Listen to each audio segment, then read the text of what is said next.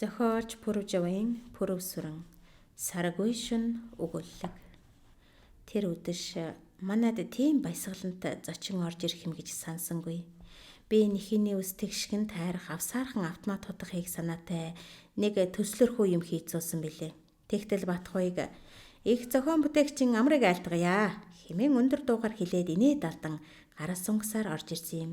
Би ч гэсэн их зураач сайн байна уу гэсээр хийж байсан юмаа цаашлуулхэд бослоо. Хар костюм, цасан цагаан цамц, тол хүрэн зангаатай төрөлхийн долгиот хар усээ тослон самсан найз маань ямар нэгэн ёслол дээр байгаа дипломат шиг л харагдана. Тэр чи минь бас л нөгөө цаас харандаа гортог шугамтайгаа. Гэртээ хүртэл амар зээ үзэхгүй хүн юм а гэж шогшроод тавьж өгсөн сандал дээр суунгуудаа. Ийм уйтгарт амьтны дэргэд авгаа чинь яаж байж байдаг байна гэж бүхэн шивнэгт нь арх ханхалж байна. Би мөхрийн инээ дээр гэрэлцэн царайг ширтэн үйл үлээрээ гэжлийн бахтай хөө гэв. Чухмаа чухам. Гэхдээ миний найз ингэж суух болгондоо мөнгө хийж байдаг хүн. Одоо хин хийж байгаа чинь бас л хэдэн мянга болно үсттэй гэв. Зураач та нарыг бодвол юу шалах вдэ гэж би дурамчхан хэллээ. Нутаг нэгт багын минь найзд манай эхнэр дурамчхан хандаж янзын итгээд хэмээн нэрлдэг болохоор цайцуу авчрахгүй байх вэ гэж сэтгэл завцуулаа. Ашгүй авгаамаа цай таваг барьсаар орж ирэв. За долгор хаатан сайн бидтэй гэж Батхуйг инээд алдан асуулаа. Сайн. Чи ч асуултгүй гэрэлцэж явах шүү дээ гэж авгаа минь жуумалцахад за яамаа да хэмээн миний сэтгэл онгоолоо.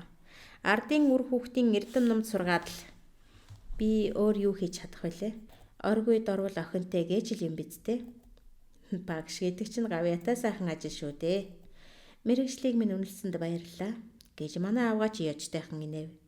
Та хоёр ч инженер, багш, хүү охин хоёр ч сургуульд орчихсон сайхан байна шүү гэж Батхуйг санаалдсхийв. Чи ч гэсэндээ өөрөө зураач бас эмч ихнэртэй болж байгаа гэсэн. Сайхан л байна шүү дээ гэж долгорыг хэлэхэд найз маань гэрлийн бүрхүүл савтал чанга хохирч эмч ихнэртэй гинэ. Сайхан ирүүл байна гэлээ. Нэр гэрэлмэ та хоёр юу болж байгаа вүлээ гэж шимтэн асуулаа. Мэдэхгүй. Амьдрал нарийн гэдэг ч үний юм аа гэж Батхуйг өнөөх баясгалантай байдлаа хайчив гэмээр бодлогошров. Батхуйг бит хоёр нэг голд төрж өссөн ус. Байдаргийн голын цэцэгт ногоо нугад хичнээн удаа барилдаж, хоньны бэлчээрт хэдэн удаа уралцсанаа тоолох аргагүй. Баг дон сургуульд нэг ангид байлаа. Энэ маань хар багаас гангамсаг, хөөр, омглон зантайсан. Бас хямдгүй атаач хүүхэд байж билээ. Эцэг нь хар хошуу самбуу гэдэг тунч залтай панцчин ээж нь гэж сүрхий хэрүүлж авгаа байдгсан. Тэднийх айлтай таардаггүй байсан юм болоо да. Үргэлжил ганц гэрээр явна. Батхуйг 7 дугаар ангиа төгсөөд хот руу сургуульд одов. Биднийг 10 төгсөөд их сургуульд ирэхэд урлагийн сургуульд үргэсэн ганган залуу уулзж илээ. Хаач вүлээ? Рекламны зураач болсон байсан да. Тэр цагаас хойш 20 жил өнгөрчээ. Одоо бид 40 төгсгөөж явна. 10 хэдэн жилийн өмнө энэ маань ихнэр авсан юмсан. Авгааг нь Нанжид гэдэг даруу зантай. Хөдөөх байдал нь ч хэвээр оюутан хүүхэн байв. 2 жил болоод л саллаа. Яаж байгаа юм бэ гэхэд Батхуйг ийм залуу хүүхнийг над шиг тогтоож дийлэгчгүй юм байна. Нанжид яах вэ? Явдаг замаараа явах. Олдог жаргалаач болог. Би ч гэсэн ганцаараа ганигаад байдаг хэрэг. Тэр нь ч амар юм гэж хэвнийг хэлсэнсэн. Тэр жилийн хаврын нэг орой би Нанжидтай тааралдав. Бид хоёр цэцэрлэгийн нэг сандал дээр сууж удтал ярилцлаа. Мод навчилж зүлэг ногоорч байсан болохоор агаар гэж жигтэй сайхан. Давирхай ногооны үнэр англан сэтгэл уужрмаар. Гэтэл Нанжидын уйтгарт байдал санаа алдалтаар дүүрсэн аажуухан яриа нь хавар оройн цагийн энэ сайхантай үл нийцэн. Яах вдэ би Батхуйгт тунч итгэж байсан. Итгэл маань алдаа боллоо. Чиний цалингаар хооллон минийх хурааж аж унаатай болъё гэж над хэлсэн юм. Би ч түүгээр нь боллоо. Гэвч бид хоёрыг хинэн ч өлсөөгүй. Батхуйг завчлөө түн бахтай. Шин оройч биер будаг аваад л явна. Би ажлынх нь ихийг гайхаад суудагсан. Жил гаруй болоод манайх 3 дуутай боллоо. Би ч баярлж л байсан. Батхуйг яах вэ? Солих хэдэн хувцастай байсан болохоор өмсөх зүхийн талаар юм бодохгүй. Гэтэл би хизүүдэж байлаа. Төгсөх ангид орж байдаг.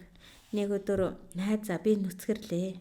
Манай ангид над шиг хүн алга. Ядахта болтой гутал 2 авсан. Гэтэл манер хонгор минь дээ мөнгө хаана байна.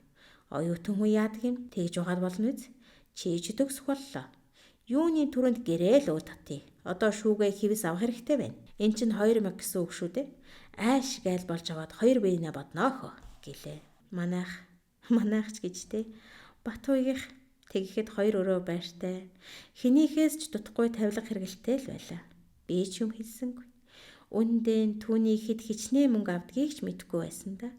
Нэг орой бас ажилтай л гэж муу хувцас өмсч биер будгаан аваад явсан хойно нь өмсч байсан костюмын эндүүдхээр авч халаас савнд байсан юмыг нь гаргадлаа.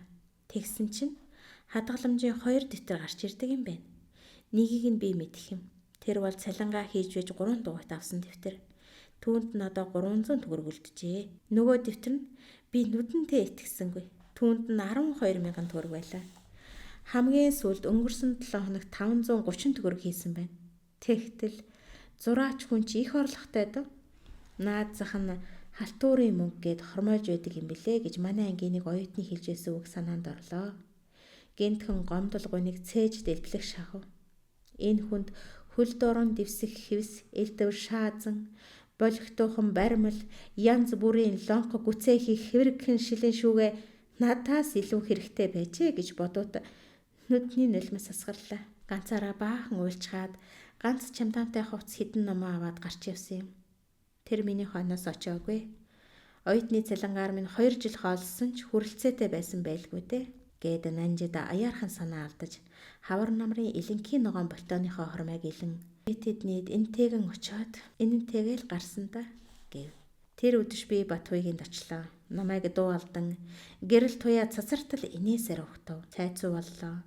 Би нанждын ярьсныг нэлээд уцаар байдалтай ярьж чи арай дэндүү зан гаргажээ. Гэвэл хөмсгөн хөдөлгөн уруулаа 100 сонсч сууснаа найз минь гэж санаа алдаад хөгөм ярва. Салах хүнд шалтгаан мундах штэ. Түүний цалингаас би ганц мөнгө авч байснаа санахгүй юм. Өдөр сургуулийнхаа гуанзанд хооллож, унааны зардал тэрглэж, бас нэг ном авахд 20-30 төгрөг гарах болдог хүн намайг тижээж байсан гэж яаж итвэ чи? Залуу бага насыг нь бодож би өстэй дураар нь ойлгож байсан да. Холоо хүртэл өөрөө хийдэг байлаа. Миний хэд яах вэ? Байр суус, гэрэл цахилгаан, элдв татвар, хоол унд гэдэл таарна. Хот газар мөнгө тогтдоггүй чи мэдэн шүү дээ. Нанжид элдв хурал цуглаа, анги танхимын ажил, лекц дугуйлан ингээд л шүн дунд хүртэл алга болно. Би юу ч хэлдэг байсан. Тэгэхнээ үеийнхээ нэгэнтэй болсон байж л те. Явахдаа надад зурвас чүчээгүй шүү. Би ч 10 хэдэн насны зөрөөгөө мэддэг байсан болохоор хойноос нь яваагүй юм. Яваад нэрээ хөөтгийн лимэр байсан биз дээ. Гээд санаа алдан байж янз бүрийн явдал амьдралын нарийн үчир гой нэрийн зовлонг уяртал ярьж билээ. Тэр яриагаараа хүнийг дагуулах нэгэн авьяастайг би хизээний мэднэ. Гэвчинуудад яриа над нэг итгэл төрүүлээгүй юм. Батуйг заримдаа дэндүү цайлган цагаан муу санаагүй хүн шиг санагддаг. Харин тэр удаад надад гимгүү цайлган амтан гэж бодогдсонгүй. Тэгж суутал утас сангинав. Гэрийн эзэн ухсхийн авч. Чи юу? За. Чи жаахан хүлээж бай.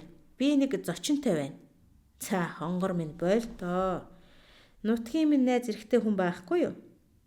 За цагийн дараа би уцтъя гэж ярьлаа. Би ч гарч явсан билээ. Ээнхүү өнгөрснийг санан сутал долгоор лон харих 2 хундаг ширээн дээр тавиад гарлаа. Батуйг алгаа өрн инээмсэглэж морьтой яваа өдөр байна да хөө. Гэрэл маа бит хоёрч овоол байгаа шүү. Би сая тэднийхээс ирлээ гэв. Заашгүй дээ.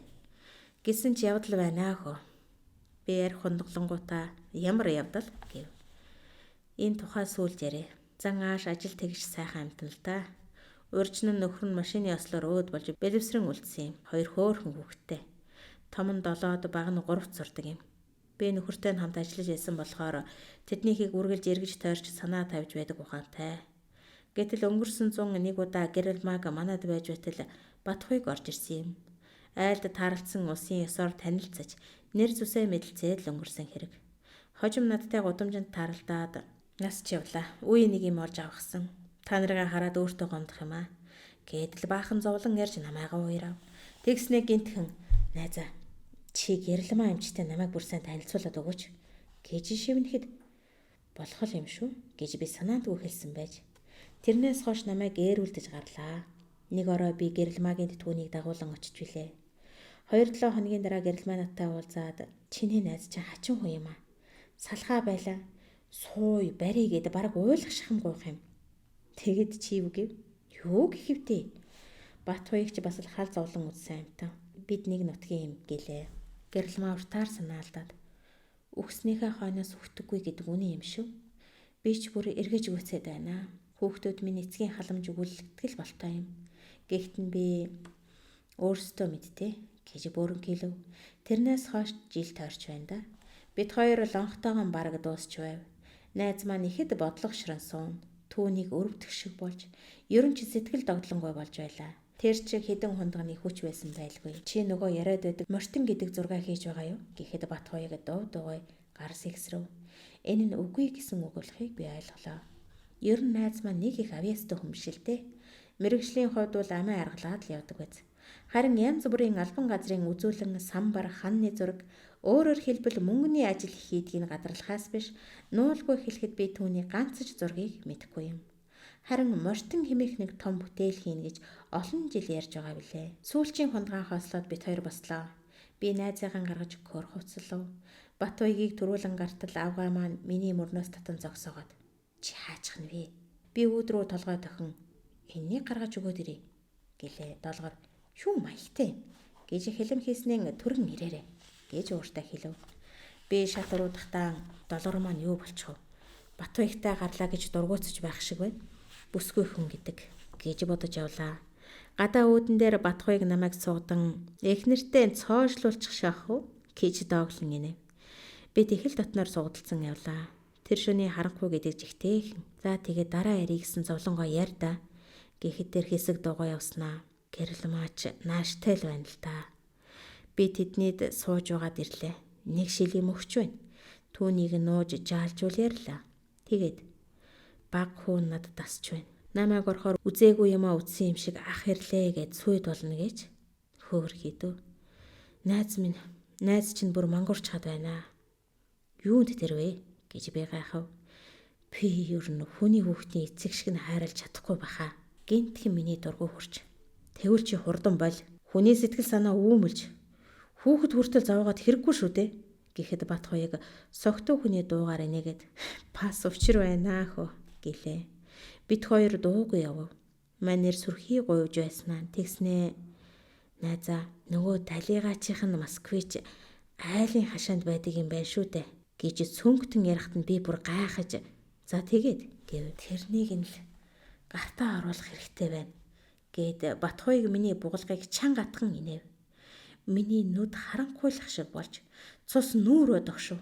Тэгээд бараг хашгирах шахан хөө чи өөдгөө амт юм аа. Гэхдээ тэр нь л чамд хэрэгтэй байна уу гэж ахлав. Тэр намайг гайхан харж хэсэг зогсоод согтуун гарах шиг болж. За чи битгий хинхиглээд бай гэлээ. Би уур цухлаан чүүчээ дарж Бат хоёрыг минь. Чи хүн шүү дээ гэж арайхан хэлв. Тэр гинтхэн жигтэй хачин инээж огт эрүүл дуугаар. За найз нь тоглосон юм. Чи үнмэш ч хөө гэлээ. Хүний инээд ийм зэвүүн сонсдож болдог гэдгийг урт нь би мэддэггүй явсан байжээ. Түүний шал хуурамч инээд нь дотор муухаймаар зэвүүн дуулдав. Чи ийм хүн байсан юм би гэж хэлснээр би өөрөө бараг мэдсэнгүй. Тэр бас л игдүүцсэн байдалтай. Чи дандаа битгий өвчгнөж байгаач. Би тоглосон юм гэж чамд хэлж байна шүү дээ. За баяртай гэд эргэн алхаж болон тойров.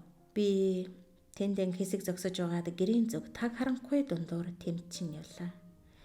Тэгэхэд миний зүрх та минь ээ. Бидний дэргэд ийм амтан байна шүү хэмээн хашгирч байх шиг санагдсан. Хүнч харанхуй шүн байсан да.